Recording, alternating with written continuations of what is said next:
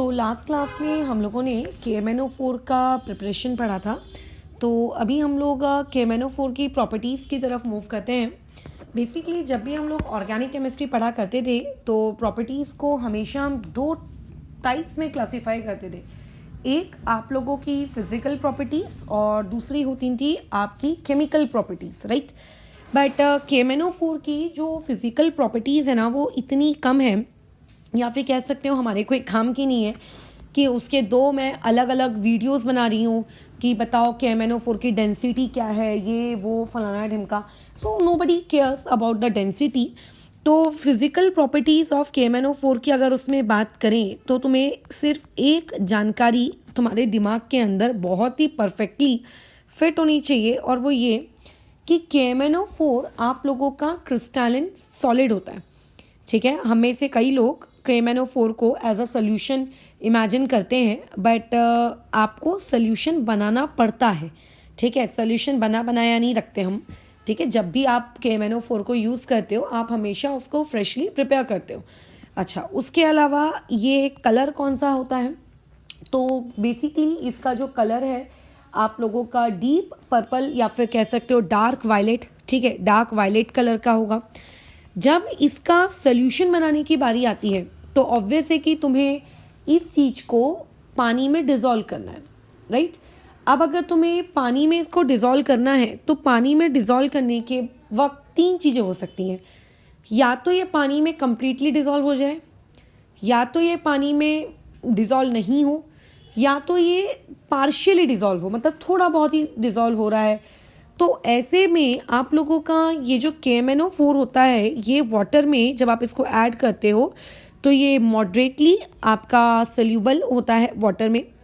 तो अगर तुमने खुद कभी KMnO4 का सोल्यूशन लैब में बनाना हो तो कभी ऐसा नहीं करते कि आपका जो कोनिकल फ्लास्क है, ठीक है, उस कोनिकल फ्लास्क में आपने जितना भी डिज़ायर अमाउंट का KMnO4 आपने लिया वो पूरा का पूरा डाल दिया, और उसके बाद आप उसमें भर के पानी डाल देते हो और बोलते हो कि चलो अब अपने फ्लास्क को शेक करेंगे और हमारा सोल्यूशन बन जाएगा।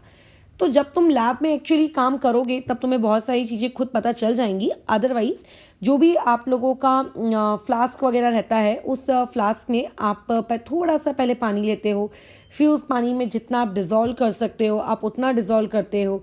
ठीक है, और उसके बाद धीरे धीरे पानी की क्वांटिटी ऐड करते हो। अगर एक साथ हम वहाँ पे ऐड नहीं करते तो ये तो सब लैब वाली बातें हो गई, इसका कोई मतलब फ़िलहाल तो नहीं है। तो ये वो तीन फिजिकल प्रॉपर्टीज थी जिसके लिए हमारा KMnO4 बहुत ही मशहूर है।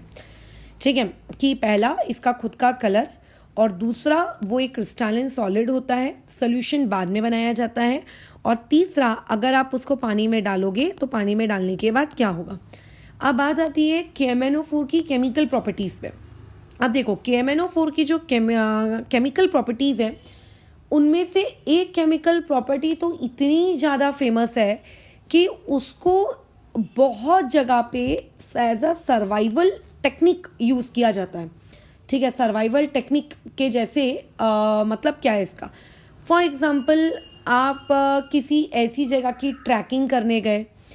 ठीक है, मान लेते हैं आप किसी एक ऐसी पर्टिकुलर जगह घूमने गए हो, जंगल वगैरह बहुत ही डेंजरस वाले, छोटे मोटे नहीं कि 1 किलोमीटर 2 किलोमीटर में जंगल खत्म हो रहा है, या फिर कोई ऐसी आइसोलेटेड प्लेस चले जाते हो, या ऐसे किसी जगह पे फंस जाते हो जहाँ पे आप आसानी से आग नहीं लगा पा रहे। फॉर एग्जांपल कई ऐसी जगहें होती है ना जहाँ पे पानी बरसता रहता है, मॉइस्चर मतलब इतना है कि आग नहीं लग रही है, धुआं धुआं हो रहा है, तो ऐसे में आग लगानी है, क्या करें। ठीक है, तो आप कैसे करोगे, मतलब क्या तकलीफ है। अब बिना आग के तो बहुत सारी दिक्कत होगी, कच्चा खाना तुम खा नहीं सकते, वहाँ गंदा पानी हो तुम पी नहीं सकते, बॉईल करोगे तो एटलीस्ट पी सकते हो, तुम्हें हीट प्रोवाइड करेगा।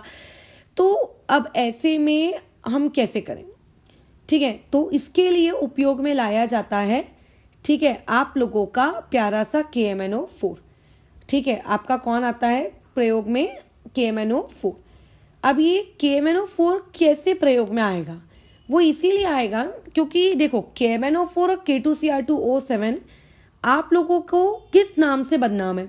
ये लोग बदनाम है कि ये लोग बहुत ही प्यारे ऑक्सीडाइजिंग एजेंट होते हैं। अब ऑक्सीडाइजिंग एजेंट का मतलब ये होता है कि जो दूसरों को ऑक्सीजन देता है। बराबर, जो दूसरों को ऑक्सीजन देता है। अब KMnO4 देखो इतनी प्यारी चीज़ है कि जब भी हम लोग KMnO4 को अगर थोड़ा सा भी हीट कर दें, ठीक है, थोड़ा सा भी हीटिंग दे दें, ठीक है, थोड़ी सी हीटिंग, तो हीट करने पर आपका जो KMnO4 होता है तुरंत डिकम्पोज हो जाता है। और डिकम्पोज होने के बाद इसके अंदर से 3 चीज़ें प्रोड्यूस होती हैं। पहली, एक तो K2MnO4 बराबर, ये हो गया। अच्छा, K2MnO4 के बारे में हम लोगों ने आपके कुछ दिनों पहले ही बात की है जब हम लोग preparation of potassium permanganate पढ़ रहे थे। K2MnO4 is known as potassium manganate.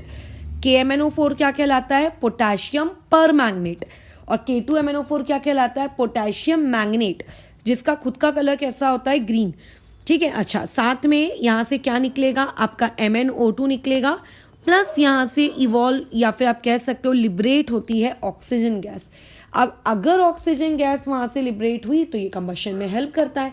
So therefore आप लोगों का KMnO4 उन जगह पे यूज़ करते हैं। लेट्स से तुम किसी जंगल में फंस गए हो, तुम्हें आग लगानी है। अब आग लगाने के लिए ऑक्सीजन चाहिए, तो हम लोग KMnO4 को कुछ केमिकल्स के साथ हीट करते हैं, जिन केमिकल्स के साथ हीट करने पे तुरंत वो कैसा होता है? KMnO4 ऑक्सीजन प्रोवाइड करता है, वहाँ पे ऑक्सीजन सप्लाई बढ़ती है और कंबशन बहुत जल्दी हो जाती है। अब तुम बोलोगे कि KMnO4 के साथ लेके जाएंगे, तो ऑब्वियसली ये सारी चीज़ें आपको छोटे मोटे केमिकल साथ लेके जाने पड़ते हैं। यदि आपके पास उस वक्त नॉर्मल तरीके से आग नहीं लग रही हो और आपके लिए वो चीज़ नेसेसरी है, तो आप कैसे करोगे? तो पहली केमिकल प्रॉपर्टी जो KMnO4 की थी कि अगर KMnO4 को हम लोगों ने आपके क्या रखा, थोड़ा सा हीटिंग प्रोवाइड करी, तो अब यही वो रीज़न है, ठीक है, जिसकी वजह से KMnO4 को हम लोग क्या करते हैं? Kept in dark bottles. अब ये चीज़ तो तुमने बचपन से सुनी है कि कुछ मेडिसिन को डार्क बॉटल्स में रखा जाता है, क्योंकि होता कैसा है कि अगर आप डार्क बॉटल्स में नहीं रखोगे तो जो सनलाइट है, उस सनलाइट से वो लोग एनर्जी एब्जॉर्ब कर लेते हैं, और एनर्जी एब्जॉर्ब करने के बाद वो लोग डिकम्पोज हो जाते हैं, जिसे सीधी भाषा में फोटोलिटिक डिकम्पोजिशन कहते हैं। 10th स्टैंडर्ड में पढ़ाई होगा। तो देयरफॉर आपका जो KMnO4 है, भले ही ये दवाई नहीं है, बट अगर KMnO4 को तुमने डार्क बॉटल में नहीं रखा और सनलाइट के कांटेक्ट में यदि वो आया, तो KMnO4 अपने अंदर की जितनी भी उसकी ऑक्सीजन रिलीज करने की एबिलिटी है, वो तो पूरी की पूरी ऑक्सीजन को रिलीज करके खत्म कर देगा। फिर वो KMnO4 आपके किस काम का? कोई काम का नहीं। इसीलिए बहुत ज़रूरी होता है कि KMnO4 को हम लोग किस में रखते हैं? डार्क कलर बॉटल्स में। मैं बैलेंसिंग नहीं कर रही हूँ किसी भी रिएक्शन की, ऐसी मैं उम्मीद करती हूँ कि बैलेंसिंग वगैरह ये जो काम है ये तुम लोगों को आता है ना? छोटे बच्चे तो हो नहीं, 12th के हो। अच्छा, अब आगे बढ़ते हैं। अब मान लेते हैं आपके पास ये KMnO4 तो है, ओके। अब इस KMnO4 को आपने ऑक्सीजन क्या किया? इवॉल्व होता है, इसीलिए डार्क कलर की बॉटल्स में भी रख दिया। बट मान लो कि कल को तुम्हें इसी KMnO4 को यूज़ करना है। किसके साथ यूज़ करना है? बहुत सारी चीज़ें हो सकती हैं। पहला, इमेजिन करते हैं कि अगर आपने KMnO4 को यूज़ करना है और यूज़ करते वक्त आपने उसके अंदर ऐड कर दिया बेस, ठीक है, आपने क्या ऐड कर दिया? उसके अंदर बेस ऐड कर दिया। तो जब आप KMnO4 के अंदर बेस ऐड करते हो, बेस में स्पेशली हम लोग KOH का प्रयोग करेंगे, तो बेस ऐड किया, लेट्स इमेजिन KMnO4 और यहाँ पे आ गया आपका KOH, तो यहाँ पे भी सेम वही ऊपर वाली प्रोसेस होगी। यहाँ से भी ऑक्सीजन गैस इवॉल्व होगी, यहाँ पर भी पोटेशियम मैंगनेट बनेगा यानी कि K2MnO4, और प्लस में यहाँ पर आपका जो MnO2 बनता था वो यहाँ पे नहीं बनेगा। तो देखो, ऊपर की रिएक्शन और नीचे की रिएक्शन दोनों में कोई खास अंतर है क्या? कोई अंतर नहीं है।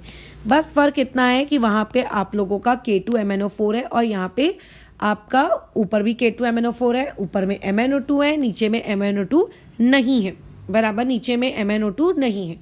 चलो, अब इसी पर्टिकुलर प्रॉपर्टी, ये तो हो गई हम लोगों की एक, कि अगर K2MnO4 को हमने ऐसा ऐसा किया तो ऐसा ऐसा वो करेगा। अच्छा, एक चीज़ मैं लिखना यहाँ भूल गई हूँ, H2O प्रोड्यूस होगा। तो एक काम करके ऐसा बोला जा सकता है कि ऊपर MnO2 प्रोड्यूस होता था और नीचे क्या प्रोड्यूस हो रहा है? आपका H2O प्रोड्यूस हो रहा है। This is the point of difference, ये वो पॉइंट ऑफ डिफरेंस है। तो ये तो दो आपकी प्रॉपर्टीज हो गई, बराबर। अच्छा, अब आते हैं हम लोग तीसरी प्रॉपर्टी पर। तीसरी प्रॉपर्टी हम लोगों की क्या है? तीसरी प्रॉपर्टी KMnO4 की ये है जिसके लिए KMnO4 खुद बदनाम है। क्या है KMnO4 की ये प्रॉपर्टी? हम सभी लोग जानते हैं कि KMnO4 एक बहुत ही स्ट्रॉन्ग ऑक्सीडाइजिंग एजेंट है।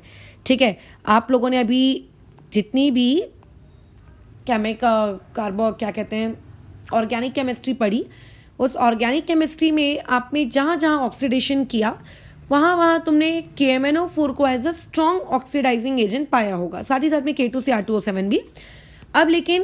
अब ऑफिशियली तरीके से KMnO4 की स्टडी करने जा रहे हैं। तो अभी जो KMnO4 की स्टडी है, देखो ये कैसे करेंगे, बहुत ही सिंप्लीफाइड वर्जन में। वो ये है, KMnO4 का आपने सोल्यूशन बनाया। ठीक है, जब हम लोग लैब में KMnO4 का सोल्यूशन बनाते हैं उसमें फ्यू ड्रॉप्स आपके सल्फ्यूरिक एसिड की ऐड कर देते हैं। अब होता कैसा है कि जब हम लोग मतलब लैब का कोई एक्सपेरिमेंट करते हैं, उसकी कुछ मैनुअल्स होती हैं छोटे स्टैंडर्ड तक, फिर आप बड़े में आते हो ग्रेजुएशन या पोस्ट ग्रेजुएशन में, तो मैनुअल्स जैसी कोई चीज़ ही नहीं होती। आपको लाइब्रेरीज में जाके रेफरेंस बुक पढ़ कर पता नहीं क्या क्या ढूंढ के चीज़ें को खोद के निकालना पड़ता है खुद ही।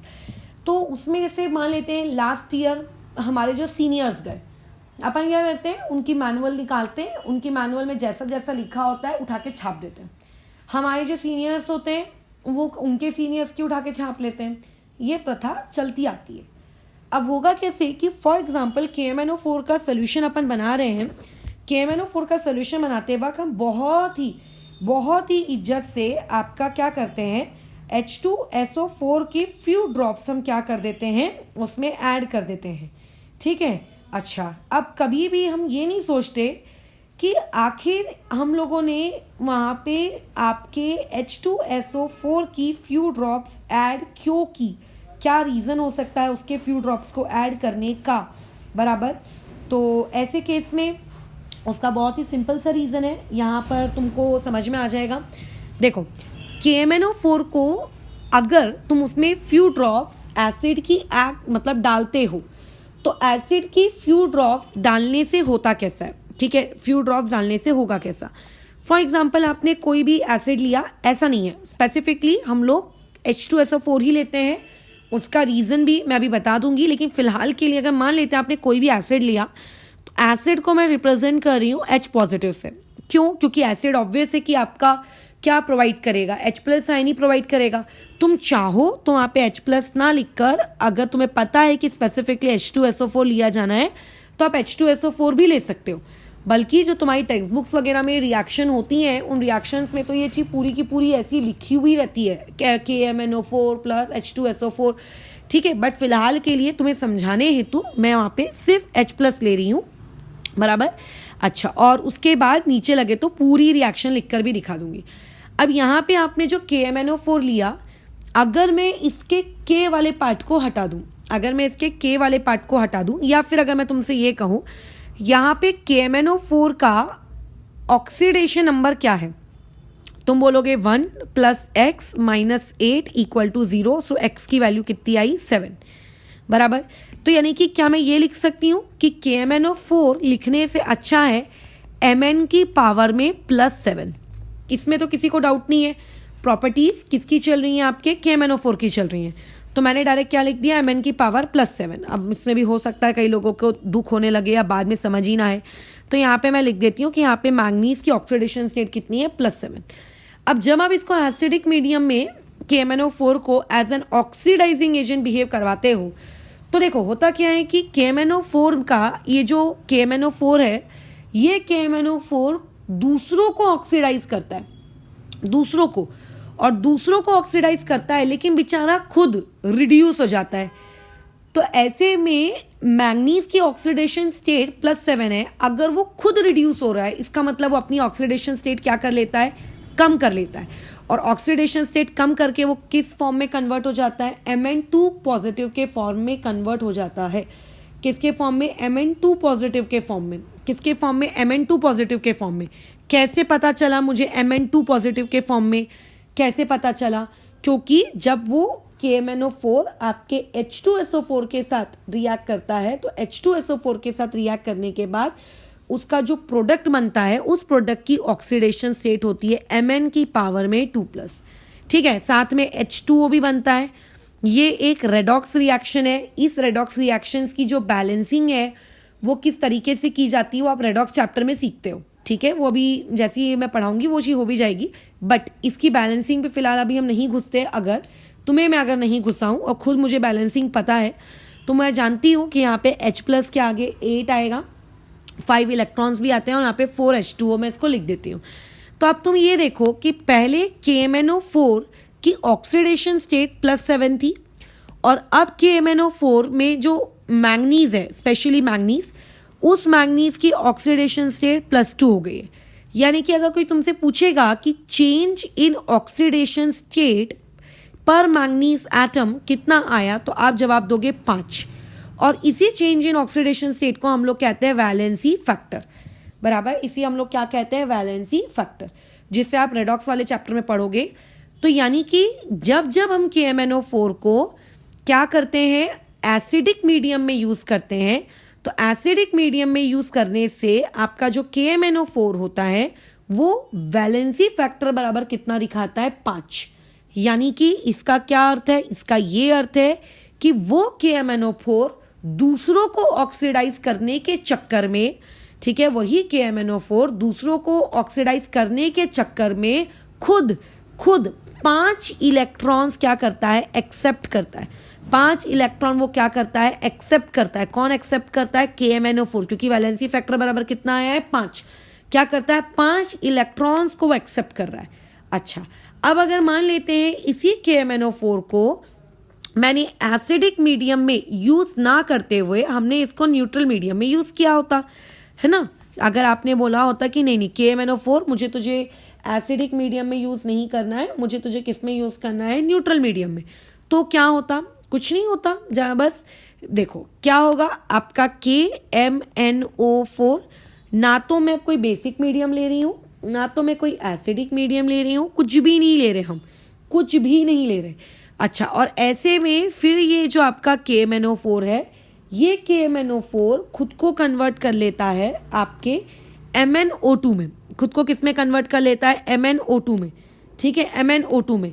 साथ में H2O भी बनेगा, बट पूरी रिएक्शन में नहीं लिख रही, ठीक है, पूरी रिएक्शन में नहीं लिख रही हूँ क्योंकि वो पूरी रिएक्शन आपके कोई काम की भी नहीं है, ठीक है, कोई आपके काम की नहीं कि साथ में और बाय प्रोडक्ट्स क्या बने, एक्सेट्रा एक्सेट्रा, ठीक है। अभी जब हम लोग नेक्स्ट टॉपिक केमिकल रिएक्शंस पढ़ेंगे तब वहां लिख लेंगे, ठीक है, और उन टाइप की रिएक्शंस की बैलेंसिंग कैसे की जाती है वो रेडॉक्स में आप वैसे भी सीख जाओगे, है ना। चलो, तो अब ऐसे में क्या हो जाएगा, ये जो KMnO4 है ये खुद को किस में कन्वर्ट कर लेता है, MnO2 में। बट एज यू नो कि KMnO4 में जो मैंगनीज है उसकी ऑक्सीडेशन स्टेट होती है +7, बराबर। अच्छा, और जब वो खुद को न्यूट्रल मीडियम में MnO2 बना लेता है तब उसकी ऑक्सीडेशन स्टेट होती है +4। यानी कि जब वो +7 से +4 गया तो आप ये लिख सकते हो कि यहाँ पे चेंज इन ऑक्सीडेशन स्टेट कितना आया, 3 का ऑक्सीडेशन स्टेट में चेंज आ गया, ठीक है। यानी कि यहाँ पे न्यूट्रल मीडियम में जो KMnO4 है उसके अंदर, मतलब उस KMnO4 का वैलेंसी फैक्टर कितना है, 3। इसका मतलब उस KMnO4 ने इस बार दूसरों का रिडक्शन, सॉरी दूसरों का ऑक्सीडेशन करने के लिए 3 इलेक्ट्रॉन्स एक्सेप्ट किए। ऊपर देखो, ऊपर कितने इलेक्ट्रॉन्स एक्सेप्ट कर रहा था KMnO4, दूसरों का ऑक्सीडेशन करने के लिए 5। और इस बार न्यूट्रल मीडियम में अगर आप उसको यूज करते हो तो न्यूट्रल मीडियम में वो दूसरों का ऑक्सीडेशन करने के लिए कितने इलेक्ट्रॉन एक्सेप्ट कर लेता है, वो एक्सेप्ट कर लेता है आपके 3 इलेक्ट्रॉन एक्सेप्ट करता है। अच्छा, अब बारी आती है आपके कौन से वाले मीडियम की, अब बारी आ जाती है बेसिक मीडियम की। बेसिक मीडियम में चेक करते हैं KMnO4 के साथ क्या कारनामे हमको करने हैं। अब मान लेते हैं अब आप आ गए KMnO4 के साथ अगेन। अब KMnO4 को अगर आपको बेसिक मीडियम में यूज करना है तो कोई ना कोई बेस तो आप वहां पे ऐड करोगे ही करोगे। अच्छा, अगर आपने KMnO4 को बेसिक मीडियम में यूज किया तो बेसिक मीडियम में यूज करने से होता क्या है, वो खुद को कन्वर्ट कर लेता है। एक मिनट,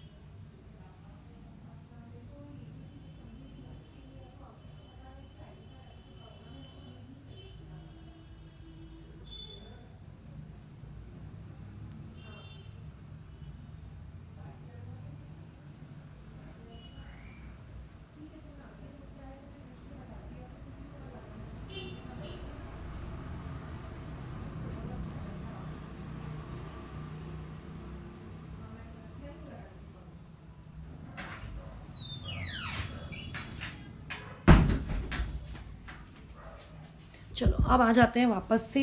तो KMnO4 को यदि आपने बेसिक मीडियम में यूज़ किया तो बेसिक मीडियम में देखो KMnO4 का क्या होता है। क्या बेसिक मीडियम में KMnO4 एक्ट करता है? बिल्कुल एक्ट करता है। अब बस दिक्कत इतनी होती है कि बेसिक मीडियम में जब आप KMnO4 को एक्ट करवाते हो ना, तो एक्ट करके वो खुद को कन्वर्ट तो कर लेगा। जैसे ऊपर एसिडिक मीडियम में Mn2 पॉजिटिव में गया, न्यूट्रल मीडियम में उसने खुद को Mn4 पॉजिटिव में कन्वर्ट कर लिया, बराबर। लेकिन जब आप उसको बेसिक मीडियम में लेकर जाते हो तो वो बना लेता है खुद का MnO4 2 निगेटिव। क्या बना लेता है खुद का? MnO4 2 negative. अब ये MnO4 2 निगेटिव कोई और नहीं बल्कि K2MnO4 है। क्या है ये? K2MnO4 है, पोटेशियम मैंगनेट। ये क्या है आपका? Potassium manganate. तो तुम चाहो तो MnO4 2 निगेटिव भी लिख सकते थे या फिर K2MnO4 भी लिख सकते हो। पता होना चाहिए ना क्या बन रहा है। अच्छा, अब देखो जब KMnO4 की बात हो रही है तो यहाँ पे आपके पास वैलेंसी फैक्टर है +7, और जब K2MnO4 की बात हो रही है तो K2MnO4 में वैलेंसी फैक्टर मतलब ऑक्सीडेशन स्टेट है +6। तो इसका मतलब आप लोगों के पास बेसिक मीडियम में KMnO4 का वैलेंसी फैक्टर कितना निकल कर आया? 1 निकल के आया। इससे ये समझ में आ रहा है क्या यहाँ पे KMnO4 as an oxidizing agent act कर रहा है? बिल्कुल, यहाँ पर भी KMnO4 as an oxidizing agent बिल्कुल एक्ट कर रहा है, लेकिन वो सिर्फ और सिर्फ एक इलेक्ट्रॉन ही एक्सेप्ट कर सकता है। यानी कि वो किसी भी दूसरी चीज के मतलब खुद की पावर में वो सिर्फ कितने का डिक्रीमेंट ला सकता है? +6 का। अगर वो खुद के इसमें डिक्रीमेंट +6 का ला रहा है तो किसी दूसरे को वो ज़्यादा ऑक्सीडाइज नहीं कर पाएगा जितना ज़्यादा ऑक्सीडाइज बाकी लोग कर पा रहे थे। एसिडिक मीडियम में देखो 5-5 इलेक्ट्रॉन्स को एक्सेप्ट कर रहा था, खुद इलेक्ट्रॉन एक्सेप्ट कर रहा है यानी कि दूसरे को ऑक्सीडाइज कर रहा है, ठीक है। न्यूट्रल मीडियम में वो 3 इलेक्ट्रॉन एक्सेप्ट कर रहा था और उसके बाद ऐसे बेसिक मीडियम में मात्र 1 इलेक्ट्रॉन एक्सेप्ट कर रहा है। तो अगर आप इस तरीके से बातचीत करोगे कि बाकी के मीडियम्स में क्या KMnO4 as an oxidizing agent behave करता है, तो उसका पहली बातचीत तो ये आएगी कि बिल्कुल आप लोगों का जो KMnO4 है वो उन मीडियम्स में एज एन ऑक्सीडाइजिंग एजेंट बिल्कुल बिहेव करता है, तीनों मीडियम में, ठीक है। इन ऑल 3 मीडियम्स, ठीक है, आपके पास जितने भी 3 मीडियम्स हैं, इन ऑल 3 मीडियम, ठीक है। कौन से 3 मीडियम है आपके पास? दैट इज अल्कलीन, ठीक है, आपके पास जो अल्कलीन मीडियम है, अच्छा आपके पास न्यूट्रल मीडियम है और आपके पास एसिडिक मीडियम है। सारे के सारे मीडियम में it act as an oxidizing agent. लेकिन क्या सभी के सभी मीडियम में उसकी जो ताकत है ऑक्सीडाइजिंग एजेंट वाली, क्या वो बराबर रहती है? क्या नहीं। सबसे ज़्यादा ताकतवर वो कौन से मीडियम में होता है? सबसे ज़्यादा ताकतवर वो खुद को फील करता है एसिडिक मीडियम में, उससे कम न्यूट्रल मीडियम में और उससे कम बेसिक मीडियम में। किसकी बातचीत चल रही है? ये ऑक्सीडाइजिंग पावर की बात चल रही है। किसकी? ऑफ KMnO4, कि KMnO4 सबसे ज़्यादा आप लोगों का कौन से मीडियम में ऑक्सीडाइजिंग मतलब ताकतवर रहेगा। ये हो गई बातचीत, खत्म। सिंपल सी थी प्रॉपर्टीज आप लोगों के KMnO4 की। ऐसा तो कुछ उसमें खास था नहीं।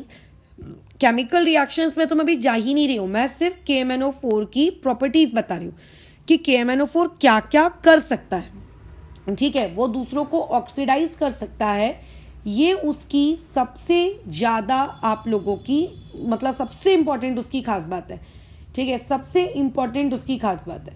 अच्छा, दूसरी सबसे इम्पॉर्टेंट खास बात ये है कि आप लोग जब भी KMnO4 की बात करते हो, ठीक है, जब भी आप KMnO4 की बात करते हो तो ये जो KMnO4 नामक बला होती है, इस KMnO4 को अगर तुम मान लेते हैं अल्कलीन मीडियम में प्रिपेयर कर रहे हो 1%, मतलब थोड़ा सा आपने KMnO4 डाला, थोड़ा सा बस।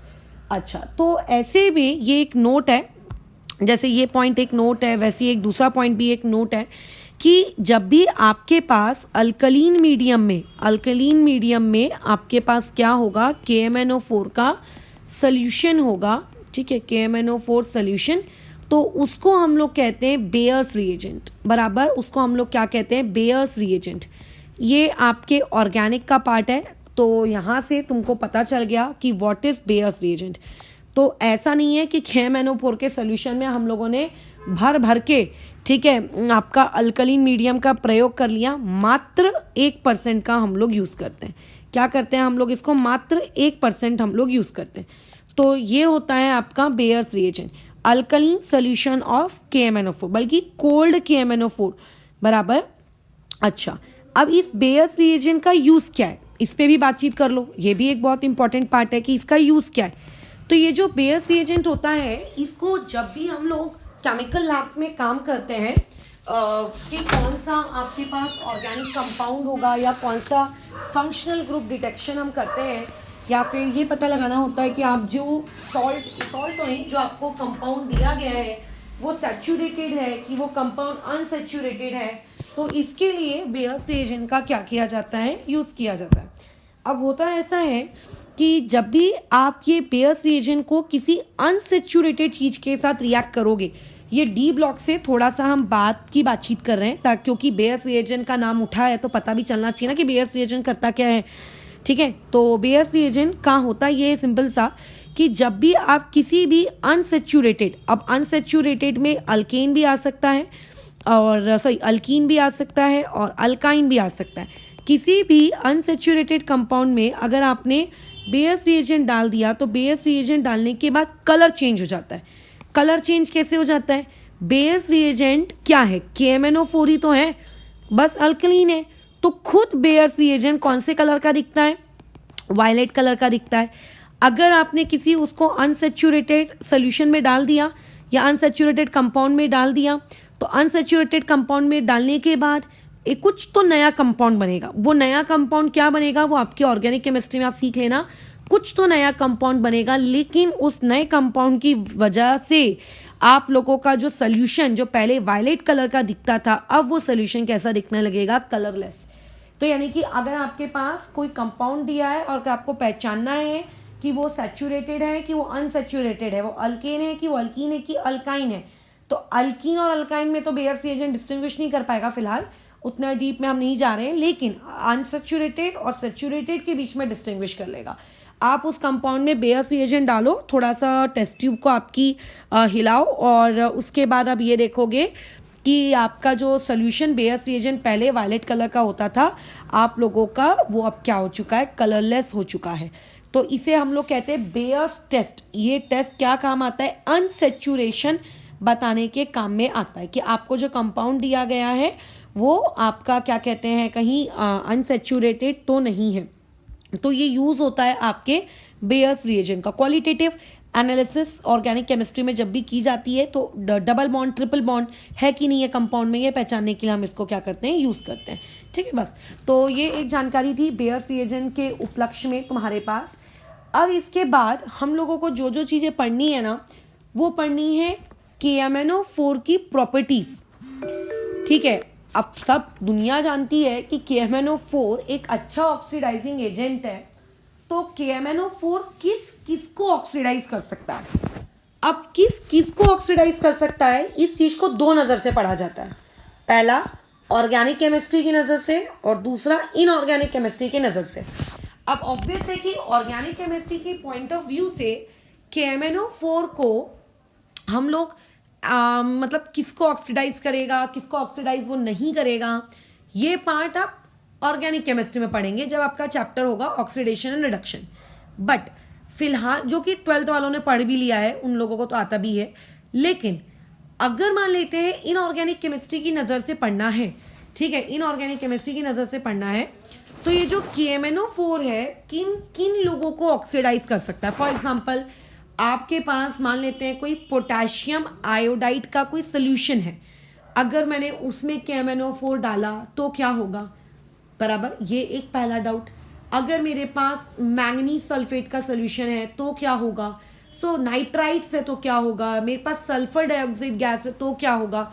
सो द नेक्स्ट पार्ट जो हम लोगों का रहेगा वो रहेंगी केमिकल रिएक्शंस, केमिकल प्रॉपर्टी नहीं, यही है केमिकल प्रॉपर्टी जो मैंने बता दी, बस केमिकल प्रॉपर्टी नहीं, क्या रिएक्शंस वो शो करेगा, ये हमारा पार्ट रहेगा, बस खत्म।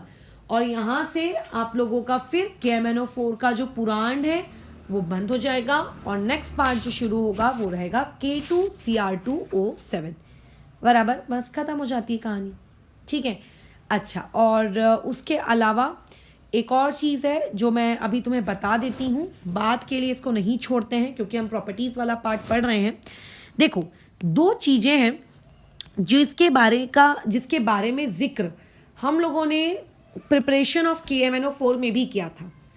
एक होता है आपका पोटाशियम पर मैग्नेट, ठीक है, एक होता है पोटाशियम पर मैग्नेट, ठीक है, पोटाशियम पर मैग्नेट, और दूसरा होता है आपके पास पोटाशियम मैंगनीट। अब ये दोनों में डिफरेंस क्या है, पहले तो उनका डिफरेंस समझ लेते हैं। पोटाशियम पर magnet is nothing but KMNO4 and potassium manganate is K2MNO4।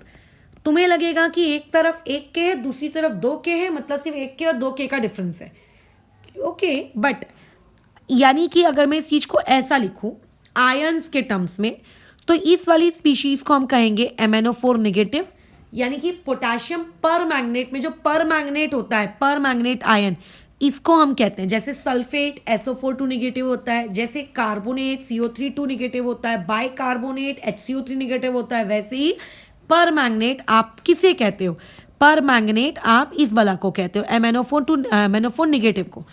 और जो पोटेशियम मैग्नेट है, उस पोटेशियम मैग्नेट में ये चीज होती है MNO4 2 नेगेटिव।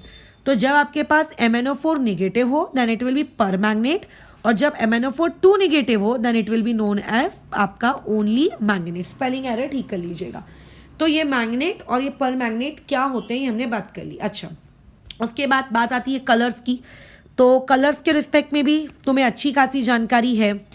KMNO4 के रिस्पेक्ट में अगर मैं बात करूं तो जो आपका KMNO4 होता है ये आप लोगों का पर्पल कलर का क्रिस्टल्स है, या फिर वायलेट कलर कह लो।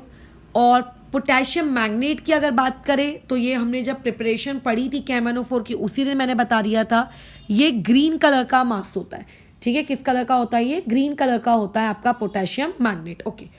अब बात आती है और कुछ जानकारी इनके बारे में। एक और सबसे इंपॉर्टेंट जानकारी, स्ट्रक्चर ड्रॉ करने के लिए पेपर वगैरह में कई बार पूछा जाता है, बोर्ड एग्जाम्स वगैरह में। तो देखो, स्ट्रक्चर तो हम लोगों ने बड़े मजे से ड्रॉ कर लेना है। किसका? KMNO4 का। मैं तुम्हें KMNO4 का स्ट्रक्चर भी ड्रॉ करके दिखा देती हूँ और MNO4 नेगेटिव का भी, क्योंकि कुछ खास है नहीं, दोनों के स्ट्रक्चर्स में कोई भी डिफरेंस नहीं है। देखो क्या है, अगर तुम्हें MNO4 नेगेटिव का स्ट्रक्चर ड्रॉ करना है, कैसा आएगा?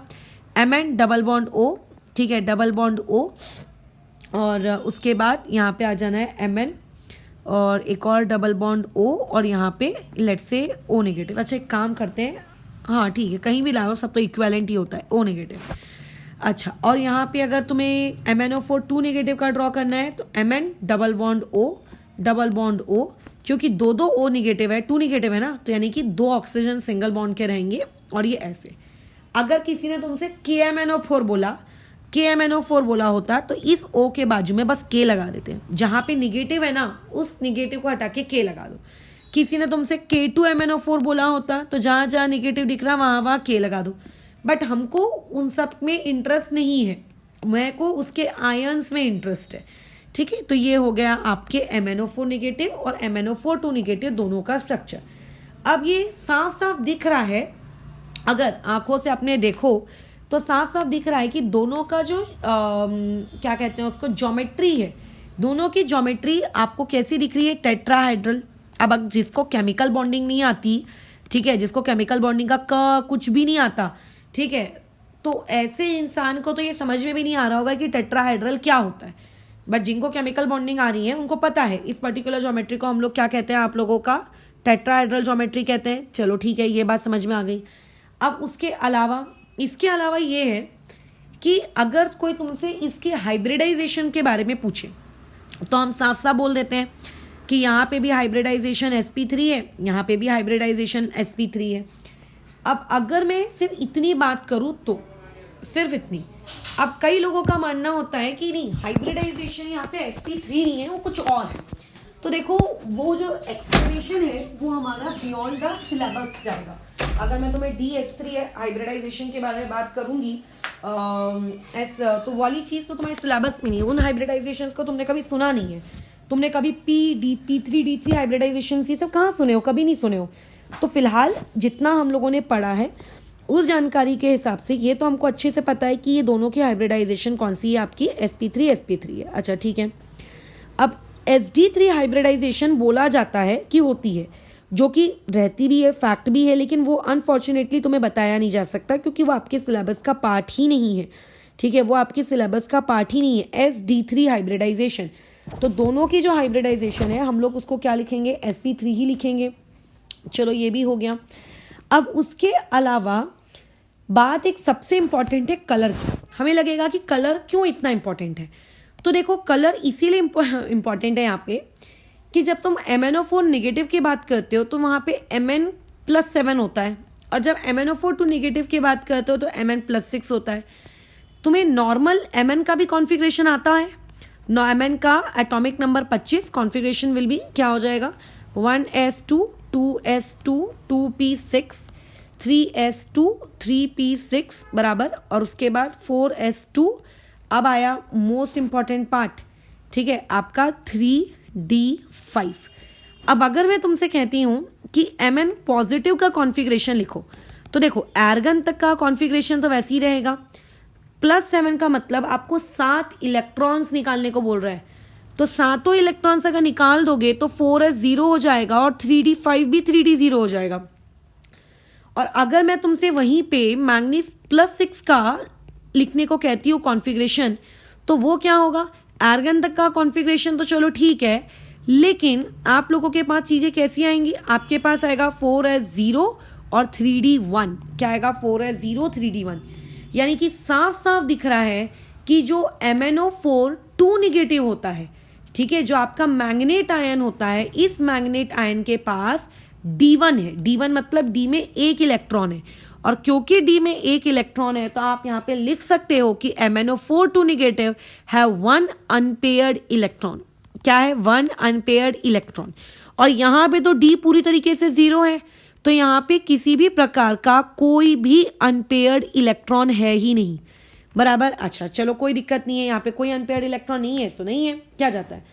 लेकिन अब जब हम लोग छोटे थे, छोटे यानी कि जब हम लोग 11th स्टैंडर्ड में एटॉमिक स्ट्रक्चर पढ़ रहे थे, जब हम लोग केमिकल बॉन्डिंग पढ़ रहे थे, तो थोड़ा थोड़ा हमने बकवास चीज़ें पढ़ी थी। वो बकवास चीज़ें ये पढ़ी थी कि जब जब किसी स्पीशीज़ के पास अनपेयर्ड इलेक्ट्रॉन्स होते हैं तो कलरफुल होती है, बराबर। जब जब किसी स्पीशीज़ के पास अनपेयर्ड इलेक्ट्रॉन होते हैं तब तब वो कलरफुल होती है। तो इसीलिए हमने कहा कि हम लोगों का जो K2MnO4 है वो क्या है, आपके ग्रीन कलर का है, due to the presence of unpaired electrons. लेकिन अब मुझे एक बात बताओ, KMnO4 के पास तो कोई अनपेयर्ड इलेक्ट्रॉन नहीं है, उसका तो Sd पूरा खाली है, उसका तो D भी पूरा खाली है, और एर्गन तो पूरा एक स्टेबल इलेक्ट्रॉनिक कॉन्फ़िगरेशन है, उसके पास तो कहीं से भी कोई भी अनपेयर्ड इलेक्ट्रॉन नहीं है। तो यहाँ तो कोई अनपेयर्ड इलेक्ट्रॉन नहीं है, बट इट इज कलरफुल। फिर भी ये आपका कैसा दिखता है, कलरफुल दिखता है। इसमें कलर कहाँ से आया, ठीक है, इसमें कहाँ से कलर आया, बाजू वाले में अगर मैं बोलूंगी तो इसमें जो ग्रीन कलर आता है वो ग्रीन कलर डी ट्रांजिशन की वजह से आता है। ये डी ट्रांजिशन क्या होता है, ये आप लोग कोऑर्डिनेशन कंपाउंड करके एक नेक्स्ट चैप्टर आएगा, वहां पे आप सीखोगे।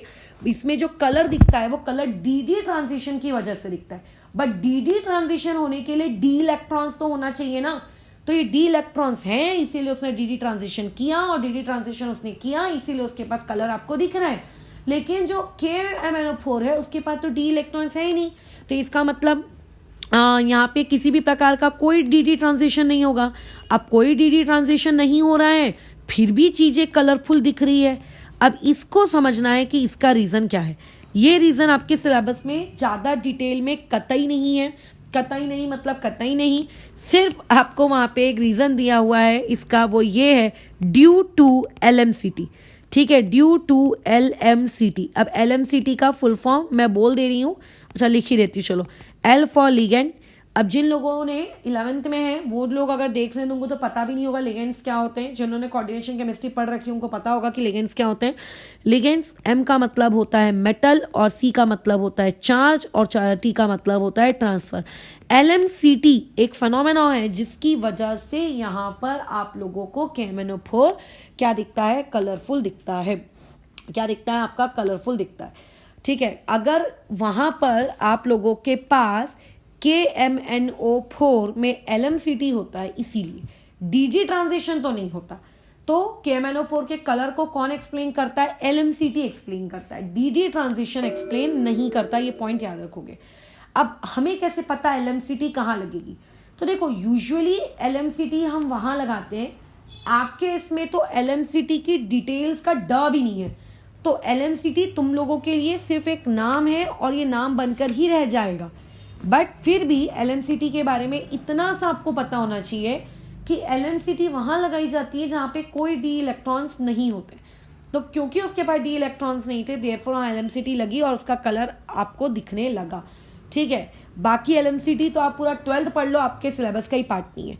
तो therefore it is looking purple in colour and why K2MnO4 is looking green in colour due to DD transition K2MnO4 and KMnO4 due to LMCT। तो कलर की बातचीत हो गई, अनपेयर्ड इलेक्ट्रॉन्स की बातचीत हो गई। सोचो कितना अच्छा कंपैरिजन चल रहा है K2MnO4 वर्सेस KMnO4, है ना। एक कंपैरिजन ही तो चल रहा है यहाँ पे कि अगर हमको K2MnO4 वर्सेस KMnO4 अगर बोला जाए तो हम कंपेयर कर रहे हैं कि किस तरीके से दोनों एक दूसरे से डिफरेंट है। अच्छा, अब एक और इम्पॉर्टेंट प्रॉपर्टी है जिसकी वजह से ये दोनों एक दूसरे से डिफरेंट है। उसके लिए अगेन हमको हमारे भूतकाल में जाना पड़ेगा।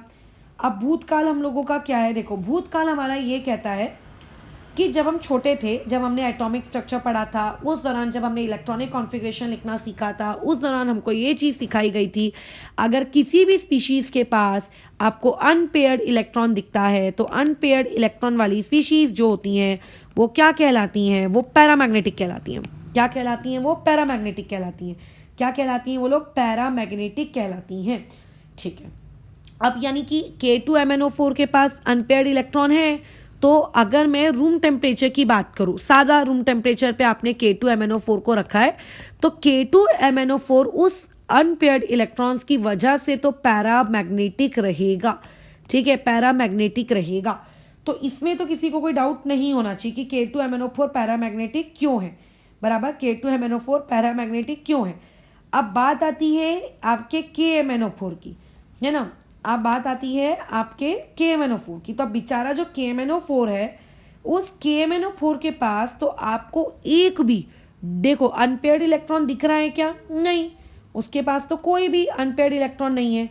अब क्योंकि उस बेचारे के पास किसी भी प्रकार का कोई भी अनपेयर्ड इलेक्ट्रॉन नहीं होता, तो अनपेयर्ड इलेक्ट्रॉन नहीं होने की वजह से आपका जो KMnO4 होता है, इस बेचारे KMnO4 के पास आप कहते हो कि ये स्पीशीज़ कैसी है? डायमैग्नेटिक है। आप क्या कहते हो कि आपकी जो स्पीशीज़ है ये कैसी है? डायमैग्नेटिक है। चलो ठीक है, अब बात आ गई जब हमने इसको हीटिंग की, बात आ गई कि जब हम उसको हीट करते हैं। अब हीट करने से क्या होता है? हीट करने से ये होता है कि जो K2MnO4 पहले पैरामैग्नेटिक था वो अभी भी पैरामैग्नेटिक ही रहता है, लेकिन जो बेचारा KMnO4 था वो आपका जो पहले डायमैग्नेटिक था वो कन्वर्ट हो जाता है पैरा में। तो आपके मैग्नेटिक नेचर में आपको क्या देखने को मिलता है? चेंज देखने को मिलता है। क्या देखने को मिलता है? चेंज देखने को मिलता है। किसमें? मैग्नेटिक नेचर में। किसमें? मैग्नेटिक नेचर में। किसमें? मैग्नेटिक नेचर में। क्यों हुआ? अगेन हम लोग इस चीज़ को नहीं पढ़ेंगे। ठीक है, ऐसा नहीं है कि इन सारी चीज़ों का एक्सप्लेनेशन नहीं है, सब चीज़ों का एक्सप्लेनेशन होता है, लेकिन इनको हम नहीं पढ़ेंगे। अच्छा, अब उसके बाद एक और आखिरी पॉइंट जिसको पढ़कर हम लोग इस चीज़ को रोकते हैं, फिर नेक्स्ट चीज़ जो हमारी रहेगी वो रहेगी कि केमिकल रिएक्शंस KMnO4 की क्या है। पॉइंट नंबर 1 ये है कि आपके पास मैंने ये कहा कि सबसे अच्छा ऑक्सीडाइजिंग एजेंट KMnO4 तब रहता है जब आप उसको एसिडिक मीडियम में यूज़ करो। तो एसिडिक मीडियम में जब आप KMnO4 को यूज़ करते हो तो वो दूसरों को क्या कर देता है? ऑक्सीडाइज कर देता है बहुत अच्छे से as compare to other mediums, that is in basic और इन न्यूट्रल मीडियम। अब लेकिन उसको एसिडिक बनाने के लिए हम उसको एसिडिक बनाने के लिए H2SO4 के फ्यू ड्रॉप्स क्यों डालते हैं? या फिर ऐसा भी कह सकते हो कि आप वहां पे क्यों HCl के ड्रॉप्स आप वहां पे क्यों नहीं डालते? बराबर, आप वहां पे HCl के ड्रॉप्स क्यों नहीं डालते हो? आप वहां पे स्पेसिफिकली H2SO4 के ही ड्रॉप्स क्यों डाल रहे हो? आप दूसरा कोई एसिड क्यों यूज नहीं करते? क्यों H2SO4 को ही डालते हैं? ठीक है, तो अब वो होता ये है कि देखिए, अगर मान लेते हैं आपने KMnO4 यूज कर रहे हो, इसका मतलब वहां पे मैंगनीज ऑलरेडी +7 ऑक्सीडेशन स्टेट में है। अगर आपने उसके पास HCl यूज किया तो HCl उसको H+ आयंस तो जरूर देगा, ठीक है। HCl नो डाउट उसको H+ आयंस तो जरूर देगा, लेकिन उस HCl के पास होता है खुद Cl नेगेटिव, बराबर, खुद क्या होता है Cl नेगेटिव। अब इस Mn+7 का क्या रोल है? इस Mn+7 का रोल है कि किसी दूसरे को, ये दूसरे को क्या करे, दूसरे को ऑक्सीडाइज करे, दूसरे को ये क्या करे, ऑक्सीडाइज करे। अब वो ये देखता है, अरे किसी दूसरे को, दूसरा मान लो यहाँ पे है Q फॉर क्वीन, मान लेते हैं इस KMnO4 को ऑक्सीडाइज करना था इस Q फॉर क्वीन को, ठीक है। अब बराबर इसको किसको ऑक्सीडाइज करना था, Q फॉर क्वीन को ऑक्सीडाइज करना था। तो Q फॉर क्वीन को ऑक्सीडाइज करने के बजाय ये महाराज जी ऑक्सीडाइज कर देंगे आपके Cl नेगेटिव को, और उसको ऑक्सीडाइज करके कर देंगे Cl2 में कन्वर्ट। यानी कि जो आप HCl में हो वो आपका HCl में उसको ऑक्सीडाइज करके आपका कन्वर्ट कर देगा किस चीज में, आपको Cl2 में। वो Cl नेगेटिव को बाबा ने ऑक्सीडाइज कर दिया, मतलब दूसरे को करने गए थे और करके अपने वाले को ही आ गए। सो देयरफॉर KMnO4 को हम लोग कभी भी एसिडिक मीडियम रखते जरूर है, लेकिन एसिडिक मीडियम रखते दौरान हम कभी भी उस प्राणी को क्या नहीं करते हैं, उसको व्हाट वी से HCl के साथ उसको एसिडिक मीडियम नहीं रखते, ठीक है। उसको एसिडिक मीडियम वहाँ पे नहीं रखा जाता, इसीलिए वहाँ पे बेसिकली हम किसको यूज़ करते हैं, आप लोगों के H2SO4 को यूज़ करते हैं, बराबर है। तो इस तरीके से आप लोगों का KMnO4 ये वाला पार्ट हमारा ख़त्म होता है, ठीक है। और उसके अलावा अभी हम लोग नेक्स्ट चीज़ जो यूज़ करेंगे वो ये रहेगा कि केमिकल रिएक्शंस KMnO4 की क्या क्या है हम लोगों के पास, बराबर। अच्छा, और मेरे हिसाब से इसमें तो देखो कोई डाउट जैसी चीज़ होती नहीं है, बहुत ही सिंपल से पार्ट होता है इनऑर्गेनिक। तो इसको अगर टाइम टू टाइम रिवाइज करते जाओ तो चीज़ें आपकी आसान हो जाती हैं, ठीक है।